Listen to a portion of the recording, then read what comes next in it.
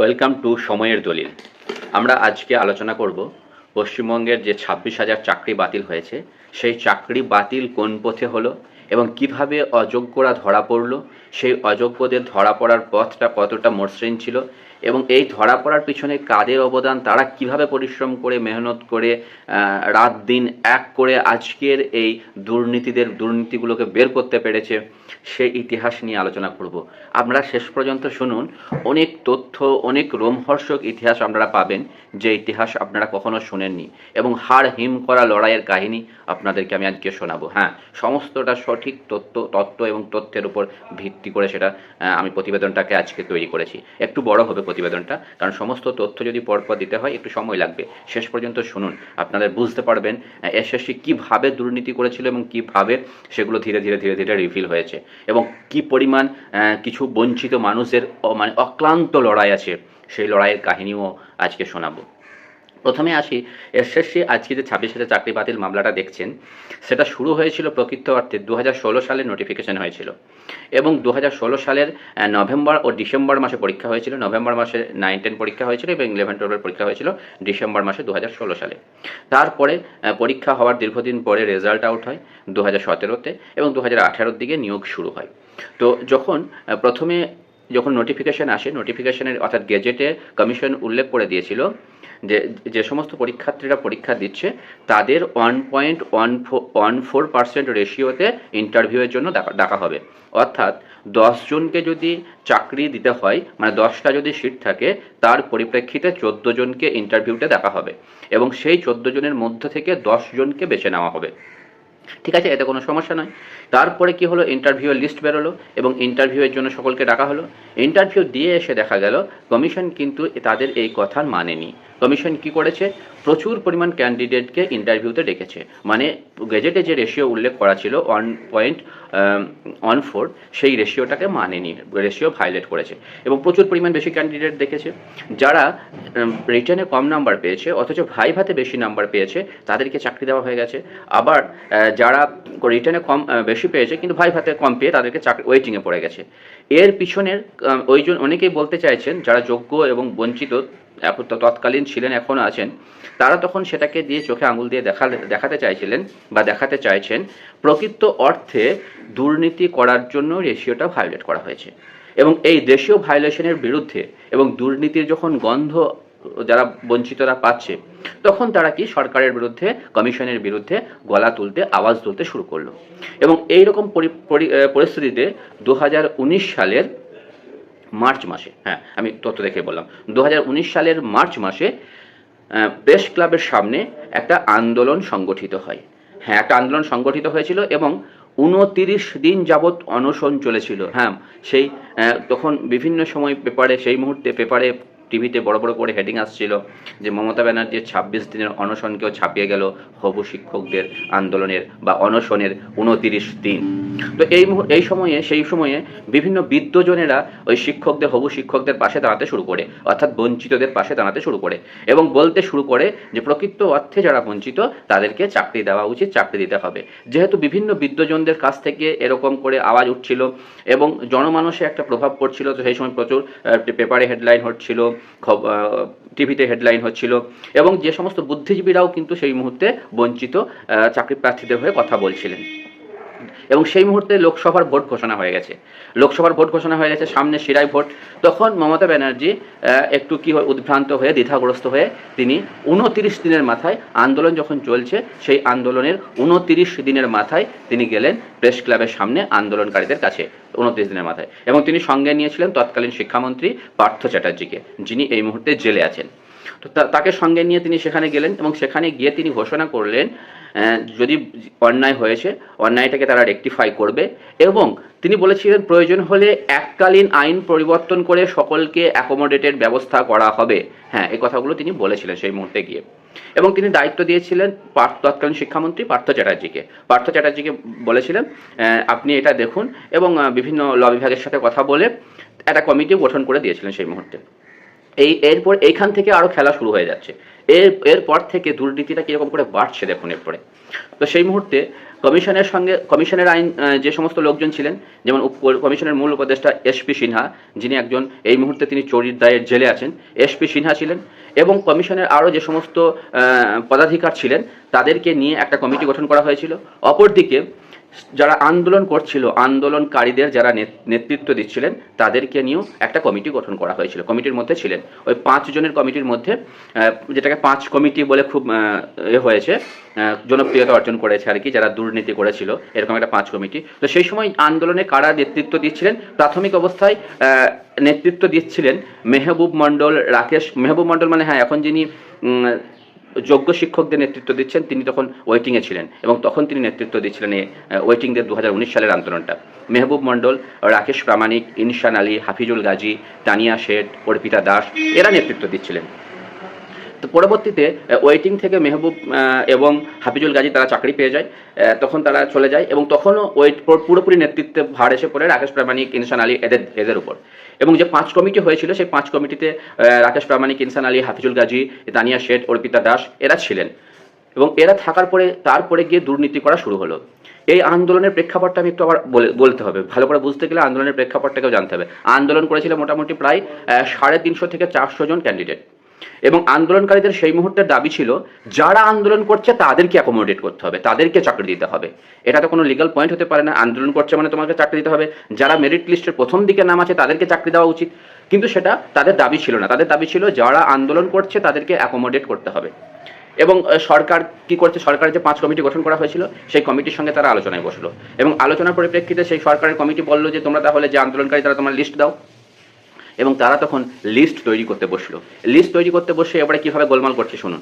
যখন এই corruption actually তখন থেকে শুরু করেছিল এই আন্দোলনকারীদের যে পাঁচজন যারা নেতৃত্ব দিচ্ছিল, ওই নেতারা, ওই যেমন রাকেশ প্রামাণিক, ইনসান আলী, এরা আবার তানিয়া শেঠ, অর্পিতা দাস, এরা র্যাঙ্ক জাম করে চাকরি নিতে শুরু করে। এদের তখন বলি সেই মুহূর্তে লিস্ট তৈরি করার সময় তারা বিভিন্নভাবে যারা আন্দোলন করেনি তাদেরও নাম ভরতে শুরু করলেন। কীভাবে নাম ভরতে শুরু করলো? কারো বান্ধবীকে কেউ ভরতে শুরু করলো, কেউ বান্ধবীর ভাইকে ভরতে শুরু করলো, বিভিন্ন আবার এমনও শোনা যাচ্ছে যে তারা তখন টাকা তুলতে শুরু করেছিল। তারা এই যে সমস্ত নেতাগুলো টাকা তুলতে শুরু করেছিল, বলেছিল যে তোমাদের যদি নাম ঢোকাতে চাও, যারা ওয়েটিং আছো, আমাদেরকে একটা নির্দিষ্ট কয়েক লাখ টাকা দিতে হবে, তারপরে তোমাদের নামটাকে আমরা আন্দোলনকারী হিসেবে ঢোকাবো এবং তোমরা আন্দোলনকারী হিসেবে চাকরি পাবে। এরকমভাবে বাজার থেকে সেই মুহূর্তে টাকা তোলাও শুরু হয়ে যায়। কীরকম করাপশনটা হচ্ছে ভালো করে বুঝুন। মানে একদিকে সরকারের করাপশন, আবার একদিকে যারা আন্দোলন করে নেতৃত্ব দিচ্ছিল তৎকালীন তাদের করাপশন। এই মুহূর্তে আজকে এই দিনটা দেখতে হতো না যদি তখন যারা আন্দোলন করছিল, যারা নেতৃত্ব দিচ্ছিল, তারা যদি করাপশনটা না করতো, তারা যদি সরকারের কাছে সঠিক পদক্ষেপ চাইতো, যদি বলতো যারা যোগ্য, প্রকৃত অর্থে যারা যোগ্য অথচ বঞ্চিত হয়ে আছে, ওয়েটিংয়ে আছে, তাদেরকে সবাইকে অ্যাকোমোডেট করা হোক, তাহলে যদি সরকার তাদের স্ট্যান্ড পয়েন্ট এটা থাকতো, যদি তাদের ক্ষুদ্র মানসিকতা না থাকতো, যদি তারা বৃহৎ স্বার্থে, বৃহৎ অর্থে ভাবতো এবং সততার সাথে যদি তারা কাজ করতো, তাহলে কিন্তু আজকের এই অবস্থাতে পৌঁছাতোই না ব্যাপারটা। কিন্তু তারা কি করলো, এই দুর্নীতি তারাও শুরু করলো, এবং সরকারকে লিস্ট দেওয়া হলো। সেই লিস্ট অনুযায়ী সরকার তাদেরকে অ্যাকোমোডেটও করে দিলেন। হ্যাঁ, যাদের সে পিছনে, মানে লিস্টের অনেক পিছনে নাম, অর্থাৎ মেরিট লিস্টের অনেক শেষে নাম, আর মেরিট লিস্টে যাদের সামনে নাম আছে তাদেরকে চাকরি না দিয়ে এই যারা আন্দোলন করেছিল, মেরিট লিস্টে যাদের একদম শেষে নাম তাদেরকে চাকরি দেওয়া হয়ে গেল। এবং এই তানিয়া শেঠ, রাকেশ প্রামাণিক, ইনসান আলী, অর্পিতা দাস, এরা সব কী করতে শুরু করলো, এরা সব র্যাঙ্ক জাম করে চাকরি পেয়ে গেল। হ্যাঁ, এদের লিস্টে অনেক পিছনে নাম ছিল, কিন্তু সামনের জনদেরকে বাদ দিয়ে এদের চাকরি হয়ে গেল। হাফিজুল গাজীর স্ত্রীর চাকরি হয়ে গেল র্যাঙ্ক জাম করে। তখন যারা প্রকৃত অর্থে বঞ্চিত হলো, মানে যারা অ্যাকচুয়ালি সামনের দিকে র্যাঙ্ক ছিল, তখন তারা আবার কি করলো, কোর্টে ছোটাছুটি করতে শুরু করলো। সমস্ত ডকুমেন্টস নিয়ে কোর্টে যাওয়া হলো। কোর্টে গিয়ে আবার কোর্টে আরও একটা সঙ্গে সঙ্গে কেস শুরু হলো, মেরিট মানে রেশিও কেসও সেই সময় কোর্টে গিয়ে হাজির করা হলো। অপরদিকে আবার নতুন করে বঞ্চিতদের মধ্যে থেকে একটা আন্দোলন করার পরিকল্পনা শুরু হলো, এবং কোর্টের কাছে পারমিশন চাওয়া হলো যে আমাদেরকে আন্দোলন করার পারমিশন দেওয়া হোক। কোর্ট পারমিশন দেয়। জানুয়ারি 30 তারিখে 2021 সালে কোর্ট একটা জানুয়ারি 30 তারিখ থেকে আন্দোলন করার পারমিশন দেয় 2030 সালে। হ্যাঁ, সেন্ট্রাল পার্কের 5 নম্বর গেটের সামনে বসার পারমিশন দিয়েছিল কোর্ট। সেন্ট্রাল পার্কটা অ্যাকচুয়ালি, কারণ সেন্ট্রাল পার্কটাকে চুজ করা হয়েছিল তার কারণ একদিকে বিকাশ ভবন, অপরদিকে আচার্য সদন, অর্থাৎ এসএসসির অফিস ওখানেই অবস্থিত। ওদের এসএসসির অফিসের সামনে গিয়েই ধর্ণা দেওয়ার পরিকল্পনা করেছিলেন তৎকালীন বঞ্চিতরা। তো সেই সময় হ্যাঁ, এইখানে আবার যদি আপনারা ইতিহাস শুনতে শুরু করেন, আপনাদের ঘাড় হিম হয়ে যাবে। সে সমস্ত লড়াইয়ের কাহিনী যদি শুনতে শুরু করেন, এবং সেই লড়াই তারা লড়েছেন, কারা লড়েছেন? এই সমস্ত যোগ্য বঞ্চিতরা লড়েছেন। এবং সে হাড় হিম করার কাহিনী আমি আজকে সবটাই হয়তো শোনাতে পারবো না, অত ডিটেলিং আমি যেতে পারবো না, কারণ ভিডিওর একটা লিমিটেশন থাকে। সবটাই ওই জন্য যতটা হয় একটা নির্দিষ্ট লিমিট রেখে আমি সেগুলো শোনানোর চেষ্টা করব। তারপরে কি হলো, 15 জনকে বসার অনুমতি দেওয়া হলো 2021 সালে 30শে জানুয়ারি। সেন্ট্রাল পার্কের 5 নম্বর গেটের সামনে প্রথমে 15 জন বসতে যায়, কিন্তু 15 জনকে পুলিশ একদম সরাসরি নির্দেশ দেয় কোনো রকম কোনো ত্রিপল টাঙানো যাবে না, কোনো তাঁবু খাটানো যাবে না, কোনো মশারি পর্যন্ত খাটানো যাবে না। সারা রাত ওই যারা 30 জন যারা বসতে গেছিলো, ধর্ণা দিতে গেছিলো, সারা রাত খোলা আকাশের নিচে জানুয়ারি মাসের শীতকালে জানুয়ারি মাসে তারা থর করে কাঁপতে কাঁপতে রাত কাটায়। হ্যাঁ, কিন্তু তারা ছেড়ে দেওয়ার মতো মানসিকতা তাদের নেই। যতই হোক শেষ দেখে ছাড়বো এই মানসিকতা তাদের ছিল, অন্যায়ের বিরুদ্ধে প্রতিবাদ করব এই মানসিকতা তাদের ছিল। তারপরে কি হলো, সেই সময়ে তার পাশেই তারা যেখানে বসেছিল ওই সেন্ট্রাল পার্কের সামনেই সেই মুহূর্তে প্যারা টিচারদের একটা আন্দোলন চলছিল, এবং প্যারা টিচারদের আন্দোলনটা বৃহৎ আকারে চলছিল। প্রচুর মানুষ তাকে সমর্থন করে এবং প্রচুর সেই প্যান্ডেল খাটিয়ে এইরকম করে বড় করে একটা আন্দোলন চলছিল প্যারা টিচারদের। তো প্যারা টিচারদের মধ্য থেকে কয়েকজন মহিলা টিচার এদেরকে যখন এরকম করে থরথর করে কাঁপতে দেখলেন, কেঁপেও ধর্ণা দিতে দেখছে, তাদের মাথায় কোনো ছাদ নেই, মশারি নেই, তখন তারা এসে পুলিশের সাথে ঝামেলা করে একটা তিরপল টাঙানোর ব্যবস্থা করে। হ্যাঁ, পুলিশের সাথে ঝামেলা করে বলতে কিন্তু একটা শর্ত দেওয়া হয় পুলিশের পক্ষ থেকে, এই রাতটুকুর জন্য তারা তিরপল টাঙানোর ব্যবস্থা, মাথার উপর তিরপলটা টাঙাতে দেবে, কিন্তু পরে সকাল হলেই আবার খুলে দিতে হবে। এইরকম করে এরকম মানে দুর্বিষহ একটা পরিস্থিতির মধ্য দিয়ে আন্দোলন শুরু হয় সেন্ট্রাল পার্কে। সেন্ট্রাল পার্কে আন্দোলনটা 187 দিন চলেছিল। হ্যাঁ, তারপরে সেসব কাহিনীও আসি। তো যখন এই আন্দোলন শুরু হয়, পরবর্তীকালে আরও আন্দোলনকারীরা ধীরে ধীরে জুটতে শুরু করে দিনের বেলাতে।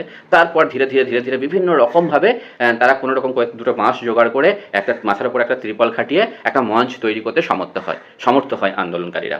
সেই সময় আন্দোলনে বিভিন্ন যারা নেতৃত্ব দিচ্ছিল, যেমন ইলিয়াস ছিল, তারপরে মোয়াজ্জেম হোসেন ছিল, পলাশ মণ্ডল ছিল, এরকম করে মামনি ছিল, তারপরে মৌসুমি, এরা যারা ছিল, আবু নাসের, এরা প্রত্যেককে কী করছিল সেই মুহূর্তে কঠোরভাবে আন্দোলনটা, আমি অনেকের নাম হয়তো বলতে ভুলে গেলাম বা অত বলা সম্ভব হলো না, তো তারা আন্দোলনটাকে নিয়ে যাচ্ছিল।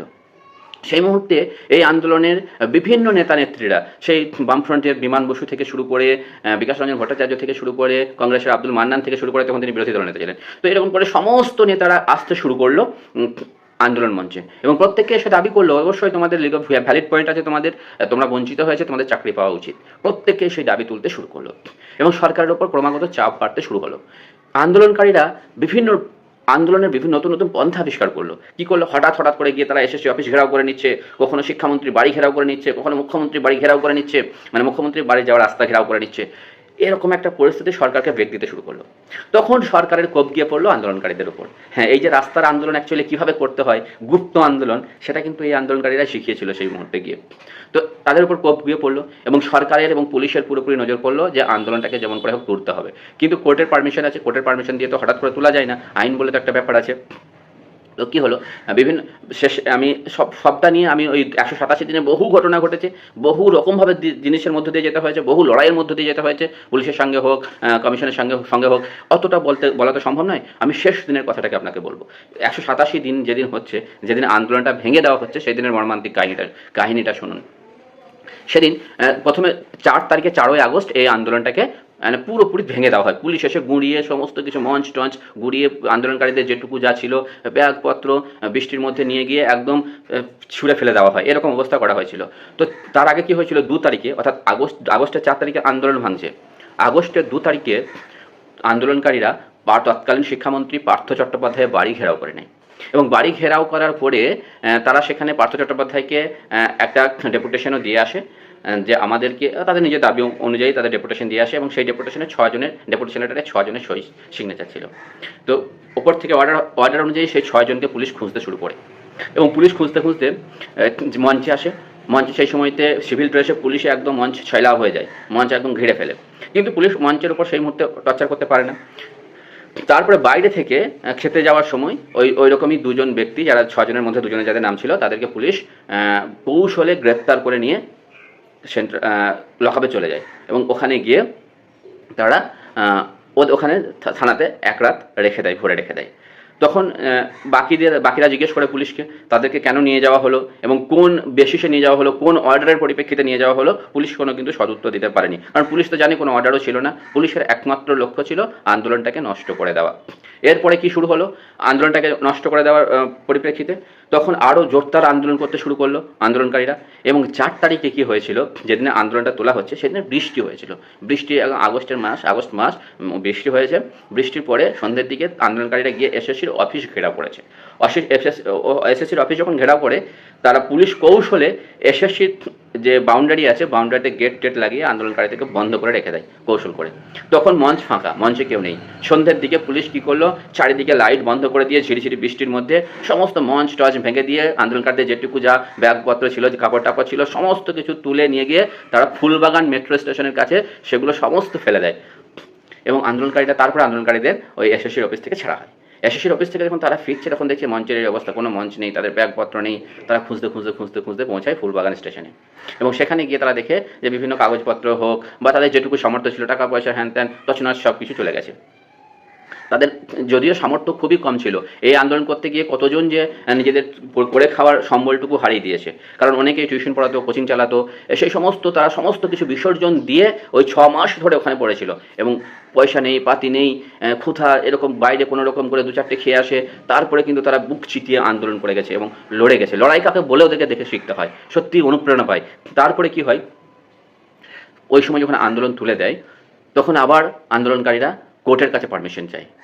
কোর্টে কেস করে এবং কোর্টকে বলে যে আমাদেরকে আবার বসার পারমিশন দেওয়া হোক কলকাতায়। এবং কোর্ট তখন পারমিশন দেয় গান্ধী মূর্তির সামনে বসার। এখন যে ধর্মতলায় গান্ধী মূর্তির সামনে যে আন্দোলনটা চলছে, 1300 দিন ধরে যে আন্দোলন চলছে, সেই আন্দোলনের পারমিশন দেয় কোর্ট। কখন পারমিশন দেয়? 2021 সালে পারমিশন দেয় 8ই অক্টোবর।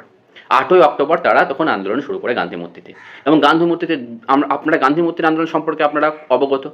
গান্ধী মূর্তিতে দীর্ঘদিন ধরে আন্দোলন চলেছে, বিভিন্ন নেতা নেত্রী সেখানে গেছেন, বিভিন্ন ভাষণ দিয়েছেন, সে সমস্ত ভাষণ আপনারা টিভিতে দেখেছেন। তো এই আন্দোলনটা যেহেতু আপনারা অনেক বেশি করে জানেন, এই আন্দোলন সম্পর্কে আমি এই মুহূর্তে এই জায়গাতে দাঁড়িয়ে অতটা ডিটেলস বলছি না, পরে আবার কোনোদিন আলোচনা করব ডিটেলস। আপনারা যদি শুনতে চান সেই সমস্ত আন্দোলনের হাড় হিম করা কাহিনী, সেই সমস্ত ওঠাপড়া, আমি অবশ্যই আপনাদের সাথে আলোচনা করব। আপনারা কমেন্টে জানাবেন অবশ্যই যদি আলোচনাগুলো ভালো লাগে, ইতিহাসগুলো ভালো লাগে। তো তারপরে কি হলো, এই মুহূর্তে যে সমস্ত যারা র্যাঙ্ক জাম্প করেছে, সেই র্যাঙ্ক জাম্পের ডকুমেন্টস নিয়ে গিয়ে কোর্টে দেওয়া হলো এবং কোর্টে কেস করা হলো। কোর্ট যখন সিঙ্গেল বেঞ্চে অভিজিৎ গঙ্গোপাধ্যায় ছিলেন, অভিজিৎ গঙ্গোপাধ্যায় দেখার পরে তিনি একটার পর একটা অর্ডার ইস্যু করতে লাগলেন, সিবিআই অর্ডার করতে শুরু করলেন। এবং সিবিআই যখন পুরোপুরি তদন্ত করতে শুরু করলো, তারপরে আরও হাড় হিম করা তথ্য বেরিয়ে এলো। কীরকম তথ্য বেরিয়ে এলো?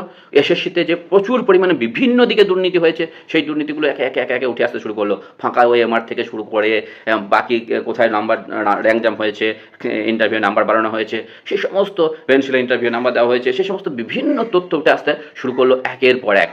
এবং যখন এই সমস্ত তথ্যগুলোর পরিপ্রেক্ষিতে হাইকোর্টে ডিভিশন বেঞ্চেও যাওয়া হলো এবং এর তথ্যের পরিপ্রেক্ষিতে অভিজিৎ গঙ্গোপাধ্যায় চাকরি বাতিল করেছিলেন। মানে যারা অযোগ্য তাদের চাকরি বাতিল করেছিলেন। পরবর্তীকালে ডিভিশন বেঞ্চ যায়, সে সমস্ত কোর্টের ব্যাপারগুলোকে আমি বলছি না। শেষ পর্যায়ে যেটা আসে সেটা হচ্ছে সুপ্রিম কোর্টের নির্দেশে গঠিত হয় স্পেশাল বেঞ্চ, মানে দেবাংশু বসাকের বেঞ্চ। দেবাংশু বসাক এবং সাব্বির রশিদ মিলে একটা সুপ্রিম কোর্টের নির্দেশে স্পেশাল বেঞ্চ গঠন করা হয়। বলা হয় যে তোমরা 6 মাসের মধ্যে পুরো জিনিসটার শুনানি করে ঠিকঠাক একটা রায় দাও। এবং যখন সে পুরো শুনানিটা হয়, সেই শুনানিতে সমস্ত যারা প্রকৃত অযোগ্য, যারা বঞ্চিত, তারা তাদের সমস্ত ডকুমেন্টস উপস্থাপিত কিন্তু কমিশন তখনও সেখানে ঠিকঠাক করে তথ্য দেয় না। কমিশন যদি সেই সময় বলতো যে আমরা সেগ্রিগেশন চাই, যারা অযোগ্য তাদেরকে বাদ দিয়ে দিচ্ছি, যারা যোগ্য তাদেরকে অ্যাকোমোডেট করছি, এরকম যদি সঠিক তথ্য দিত, তাহলে হয়তো এই প্যানেলটার আজকের এই অবস্থা হতো না, সেখানে হয়তো সেগ্রিগেশনটা হয়ে যেতে পারতো। সেই মুহূর্তে কমিশন ঠিকঠাক তথ্য দেয়নি। যোগ্য যারা শিক্ষক তারাও কিন্তু কেউ কোর্টে দ্বারস্থ হয়নি, কোর্টে উপস্থিত হয়নি। তারাও কেউ বলেনি যে ওএমআরগুলো আমরা যোগ্য, আমাদের সমস্ত ভ্যালিড প্রুফ আছে। যখন একচেটিয়াভাবে সওয়াল করে গেছেন বিকাশবাবু এবং যে সমস্ত বঞ্চিতদের আইনজীবী তারা, ওতে কোর্ট যখন বুঝতে পেরেছে কোনো রকমভাবে কমিশনকে অনেক রকমভাবে বলা হয়েছে যে তথ্য দিন, আপনারা সেগ্রিগেশন করব। কোর্ট যখন দেখলো কোনো রকমভাবে আর সেগ্রিগেশন করা যাচ্ছে না, যোগ্য অযোগ্য আলাদা বাঁচা যাচ্ছে না, চাল থেকে কাঁকড় বাঁচা যাচ্ছে না, তখন কোর্ট বাধ্য হলো কিছু প্যানেলটাকে বাতিল করতে। প্যানেলটা যদি বাতিল না করতো, কোর্ট যদি না করতো, তাহলে কিন্তু সরকার পক্ষ এখনো ভাবের ঘরে খেলে যেত, কমিশন এখনো ভাবের ঘরে খেলতো, এখনো অযোগ্যদের বাঁচানোর চেষ্টা করতো। আসলে এই যোগ্যদের ভোগান্তিটা হচ্ছে কমিশন রাখতে গেছিল অযোগ্যদের, এবং অযোগ্যদের রাখতে গিয়ে কোপটা পড়ে গেল যোগ্যদের উপর। কারণ যোগ্যরা কিন্তু কখনোই কমিশনকে চাপ দেয়নি যে না অযোগ্যদের রাখতে পাবেন না। কারণ সবসময় ওই জন্যই বলে সততার পথে থাকাটা খুব জরুরি। তারা যদি সততার পথে থেকে তারা যদি মানে সত্যের পক্ষে আওয়াজ তুলতো, তাহলে হয়তো তাদেরকে আজকে এই অবস্থার মধ্যে পড়তে হতো না। তো এরপরে কি হলো, তারপরে সুপ্রিম কোর্টে যাওয়া হলো, সুপ্রিম কোর্টে গিয়ে স্টেতে পড়েছে, এবং বুঝতেই পারছেন সুপ্রিম কোর্টের অবস্থা কি অবস্থায় আছে, এখন কি চলছে। তো সে সমস্ত একটা দীর্ঘ ইতিহাস আছে। আরও যদি আপনারা আন্দোলনের ইতিহাস শুনতে চান, সে সমস্ত তথ্যও আছে, বিভিন্ন রকম করাপশনের ইতিহাসও আছে। আপনারা কমেন্ট করবেন, যদি ভালো লাগে প্রতিবেদন অবশ্যই জানাবেন, আমি অনুপ্রেরণা পাবো। ধন্যবাদ সকলকে, আজকে এই পর্যন্ত। ভিডিও যথেষ্ট লম্বা হয়ে যাচ্ছে, আর চ্যানেলে নতুন হয়ে থাকলে অবশ্যই চ্যানেলটি লাইক সাবস্ক্রাইব করে দেবেন।